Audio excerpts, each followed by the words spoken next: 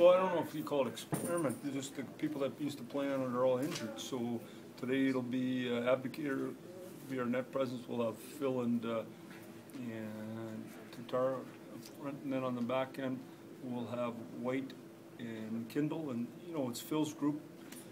As much as Tom's going to run the meetings and stuff like that, Phil has to take charge and make it count. And you can't have 1 minute power plays. Got to have 2 minute power plays. Let's talk about Abdicator in the net front role.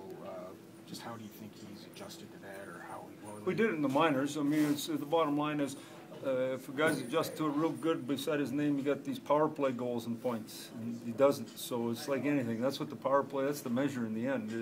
You know, you can have all the moral victories you want. You had one power play last game. We had 5 shots and got it back and did all that stuff on it. It didn't go in the net. You know, they had a lollipop wrister hit off a guy's stick down. They shot it in the net. So when we did the same thing, their guys stopped it. So the bottom line is we need to put it in the net, and that's the measure. Net front guys got to get pucks back for guys. Ideally, he tips them and end up with a few goals.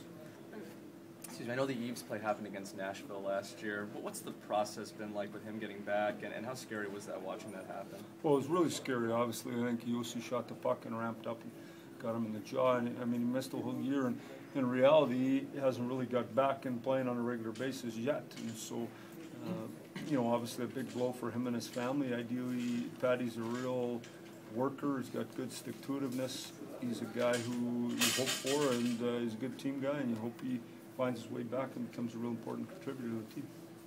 It's been kind of an odd schedule. You played St. Louis 4 times real quick, and you didn't see Nashville for a while. Now you see him twice in basically a week. Is that, when you're preparing for games, does that make any difference when you see a team a lot in quick fashion? Well, as much as you go through Vancouver and Nashville last night, then you go back to all your own clips because you play one way, and so you see yourself against them. So we understand them pretty good playing them last year in the playoffs and playing against them so much, and their personnel hasn't changed very much. So I mean, we got to get ourselves ready. They played yesterday. We didn't. We need to have a win. We haven't had one in a long time, and you know, we got to play a good 60 minutes to make that happen. Mike, what's key for you guys tonight? Well, I think just starting on time and just keep playing. There's going to be things go wrong in the game and things go right in the game. Just keep playing a full 60 minutes, and we know when we play against Nashville, when Rainey's in the net, you're going to need good opportunities and traffic. And last game we got 3 on him. It should have been enough. Let's talk about Abdicator. I know his effectiveness isn't measured in points necessarily, but 1 point in 17 games. Just how do you think he's played so far this year? Well, I think, you know, it's like all the guys who didn't play. I think it took him a while to get going.